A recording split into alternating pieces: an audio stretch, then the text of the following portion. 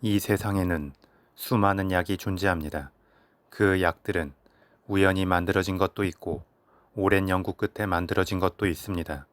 또한 한 가지 약이 도구로 쓰일 때도 있고 치료를 위한 약으로 쓰일 때도 있습니다. 그리고 어느 시점에는 약이었지만 시간이 지난 후에는 그 독성과 중독성이 확인되어 더 이상 약으로 쓰이지 않는 것들도 있습니다.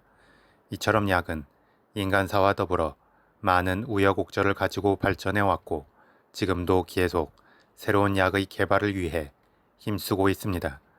그런데 한때는 치료를 위해 사용되었던 약들이 우리가 상식적으로 아는 그러한 약들이 아니었던 경우도 있었습니다. 즉, 기원전 고대 문명의 시대에는 어떤 치료 행위가 종교와 연관성을 갖는 경우가 많았습니다. 그래서 사람이 아프면 그것을 물리적 현상으로 보기보다는 종교적 현상으로 보고 몸속에 침투한 악마를 제거하거나 내보내야만 치료가 된다고 생각을 했습니다. 이러한 이유로 악마가 싫어하고 혐오할 만한 것들을 치료용 약으로 썼는데 지금 생각하면 황당할 정도의 물질들이었습니다. 예를 들어 소똥과 말똥, 썩은 고기, 불에 태우는 양털, 돼지의 귀지 같은 것들입니다. 그런데 아이러니하게도 이러한 엉뚱한 시행착오를 통해서 우리는 지금의 많은 약들을 개발할 수 있었다고 해도 과언이 아닙니다. 마치 금을 만들기 위해 연금술이 활성화되었는데 정작 금은 만들지 못했어도 많은 화학적 발전을 이룬 것과 같습니다. 결국 약이라는 것은 경험의 산물입니다. 그리고 그 약이 개발되기까지 많은 사람들의 희생과 노력이 있었습니다. 이 책에서는 그러한 희생과 노력을 10가지 대표약에 얽힌 이야기를 통해 풀어내고 있습니다. 비타민 C는 지금 우리들에게는 아주 익숙한 약입니다. 그리고 그 필요성에 대해서도 잘 인지를 하고 있습니다. 하지만 과거에는 비타민 C에 대한 필요성을 제대로 알지 못했고 지금처럼 약으로 휴대하고 다닐 수도 없었습니다. 특히나 대항해 시대처럼 광활한 바다에 나가서 오랜 시간을 생활해야 했던 선원들에게는 비타민 C의 부족이 치명적 결과를 초래하기도 했습니다. 그것은 바로 귀열병이라는 것이었는데 실제로 귀열병에 걸려서 죽은 사람이 거센 풍랑이나 해적 또는 원주민들과의 싸움에서 죽은 사람보다 더 많았다고 합니다. 그런데 18세기 후반에 영국의 해군 소속 군의관이었던 제임스 린드는 귀열병 치료를 위해서는 다량의 비타민C가 함유된 과일과 채소를 먹어야 한다는 것을 알게 되었습니다.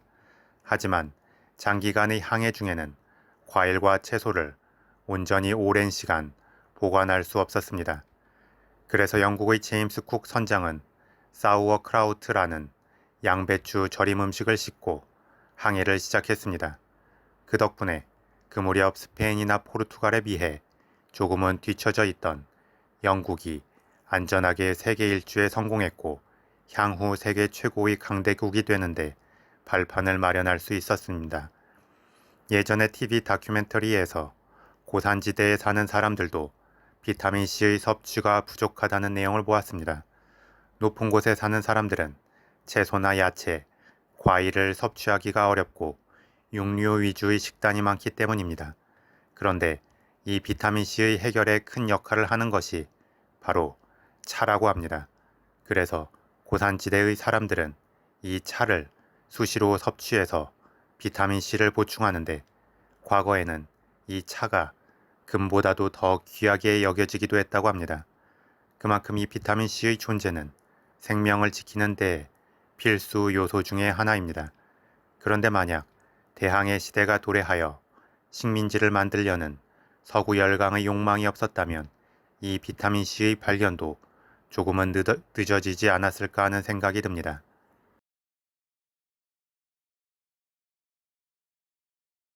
여름만 되면 우리는 모기와의 전쟁을 벌입니다.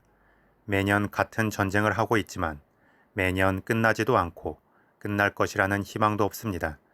그렇게 모기는 과거나 지금이나 인간을 괴롭히는 곤충입니다. 모기가 문제인 것은 단지 사람의 피를 빠는 것을 넘어 다른 치명적인 병을 전염시키기 때문입니다. 대표적인 것이 바로 일본 뇌염과 말라리아입니다. 그 중에서 말라리아는 오래전부터 사람들을 괴롭혀 왔습니다. 다행히 지금은 말라리아 예방약이 보편화되었고 말라리아에 걸린 후에도 충분히 치료를 해서 완치할 수 있는 방법을 개발했습니다. 하지만 과거에는 이 말라리아가 발생하는 경로도 몰랐고 당연히 치료약도 없었습니다.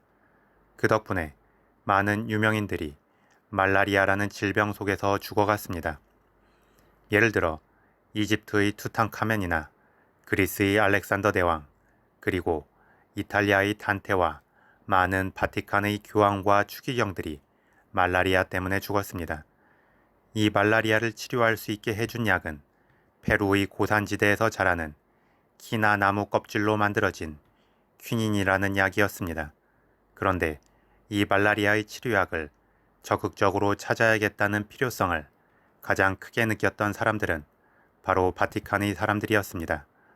바티칸 성당은 모기가 발생하기 좋은 늪지대 위에 세워졌다고 합니다. 더구나 콘클라베라는 교황을 선출하는 선거가 열리는 시기가 또 모기가 가장 활발하게 활동하는 시기와 겹쳐 있었다고 합니다. 그래서 많은 교황들이 이 콘클라베의 시기에 전후에서 죽었다고 합니다. 교황들은 유명한 사람이니까 기록에 남았던 것이고 교황을 제외하고도 수많은 일반 사람들이 콘클라베 행사를 구경하다가 말라리아에 감염되어 죽어갔을 것입니다. 다행히 서구 열강은 식민지 개발의 혈안이 되어서 전 세계를 휩쓸고 다녔고 그 덕분에 페루에서 이 강력한 질병의 치료약을 만들기 위한 원료를 찾을 수 있었습니다. 그렇게 정복된 말라리아는 예수의 선교사에 의해서 중국 청나라의 강희제에게도 치료약이 전달되기도 했다고 합니다. 그 덕분에 강희제도 말라리아에 걸리고도 살아남을 수 있었고 중국 청나라의 위대한 황제로 많은 업적을 남길 수 있었습니다. 이 내용들을 통해 볼 때 어떤 약이라는 것은 일단 사람들이 강력하게 그 약의 필요성을 느껴야 하는 것 같습니다. 그 다음에 그 약을 만들 수 있는 시대적 조건들이 갖춰져야 한다는 것을 알 수 있었습니다. 예를 들어 대항해 시대가 도래하여 서구 열강이 전 세계로 뻗어나가지 못했다면 퀴닌의 개발은 더 늦어졌을 것입니다. 그렇다면 역으로 많은 사람들이 강력하게 필요로 하는 약이 아니라면 그 개발이 늦어지게 된다고 할 수 있습니다. 그래서 많은 희귀 질병에 걸린 사람들이 제대로 치료받지 못하고 죽어가고 있는 것입니다. 모르핀은 대표적으로 두 얼굴을 가진 약입니다. 수술을 위한 마취약으로도 사용되고 고통을 덜어주기 위한 진통제로도 사용이 되지만 아주 강력한 마약이기도 하기 때문입니다. 그래서 과거 1, 2차 세계대전에 참전했던 병사들이나 그 전후로 크고 작은 전쟁에 참여했던 병사들 중에서 모르핀에 중독된 사람들이 많았다고 합니다.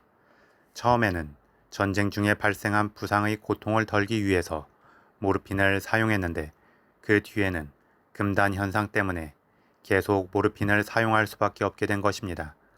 더불어 이 모르핀은 아편과도 연관이 있습니다. 둘 다 양귀비의 꽃봉오리에서 그 원료를 추출해 만들어지기 때문입니다. 그리고 이 아편은 바로 영국과 청나라의 큰 싸움이었던 아편 전쟁의 원인이 됩니다. 그런데 재밌는 것은 이 양귀비 꽃봉오리에서 추출한 모르핀과 같은 성분은 원래 오래전부터 치료용 약으로 사용되었다는 것입니다.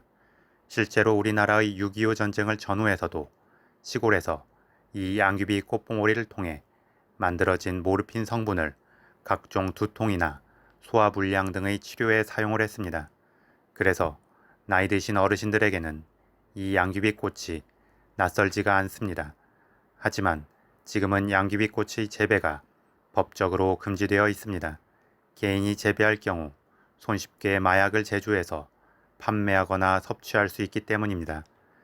이처럼 우리에게 필요한 약도 적정량만 꼭 필요할 때 써야 최선의 효과를 얻을 수 있다는 것을 알 수 있습니다. 모든 것이 너무 과하면 안 좋고 적절히 균형을 유지할 때 최고의 치료약이 될 수도 있습니다. 미용 목적으로 많이 사용하는 보톡스도 사실은 독이라는 것이 이제는 널리 알려졌습니다. 즉, 과하게 사용하면 마비 증상이 와서 사람이 죽을 수 있다는 것입니다. 하지만 그 양을 아주 극소하게 희석해서 사용하면 주름을 펴는 미용 효과를 발휘하게 되는 것입니다. 그리고 이렇게 약으로도 쓰이고 독으로도 쓰이는 약들은 오랜 경험을 통해서 적정 사용 비율을 알 수 있게 되는 것 같습니다. 마취제는 위에서 언급된 모르핀도 해당이 됩니다. 그런데 모르핀은 완전히 사람의 의식을 잃게 하지는 못합니다. 그래서 큰 외과적 수술을 할 때에는 의식을 잃게 하는 약이 필요했습니다. 그것이 바로 마취제입니다. 우리는 보통 의식을 잃으면 죽게 된다고 생각을 합니다. 하지만 적정량의 마취제를 사용하면 삶과 죽음의 경계에 위치하게 됩니다. 그 덕분에 사람들은 큰 수술을 하는 중에도 생명을 유지하면서 고통은 줄일 수 있었고 생명을 연장할 수 있었습니다.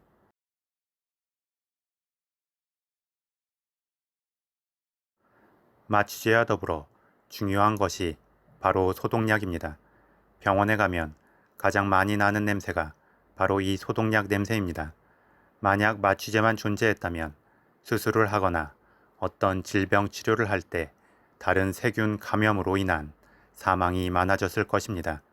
그런데 이 마취제와 함께 소독약이 잘 개발되어서 훨씬 더 안전한 수술 환경을 만들 수 있게 되었고 병원의 청결도 유지할 수 있게 되었습니다. 특히나 이 소독약은 임산부들이 출산 후에 사망하는 큰 원인 중 하나인 산용열을 잡아주었다고 합니다. 여자들의 경우 출산할 때 자궁과 탯줄을 통해서 외부의 세균에 쉽게 노출이 된다고 합니다. 그래서 예전에는 출산 후 산모의 사망률이 10%가 넘었다고 합니다. 그런데 소독약과 더불어 소독과 청결의 개념이 중요하다는 인식이 퍼지면서 산모 사망률을 0.5% 이하로 떨어뜨릴 수 있었다고 합니다. 이 책에서는 석가모니의 어머니인 마야 부인도 바로 이 산용열 때문에 죽었다고 나옵니다. 만약 석가모니가 일찍 어머니를 여의지 않았다면 삶과 죽음에 대한 생각을 크게 하지 않았을 수도 있지 않았을까 추정해 봅니다. 그랬다면 위대한 깨달음을 얻을 기회도 없었을 것입니다. 이런 것들을 보면 누군가의 죽음은 또 다른 누군가의 탄생으로 이어지고 많은 사람들이 빛이 될 수 있는 깨달음의 길로도 인도하는 것 같습니다.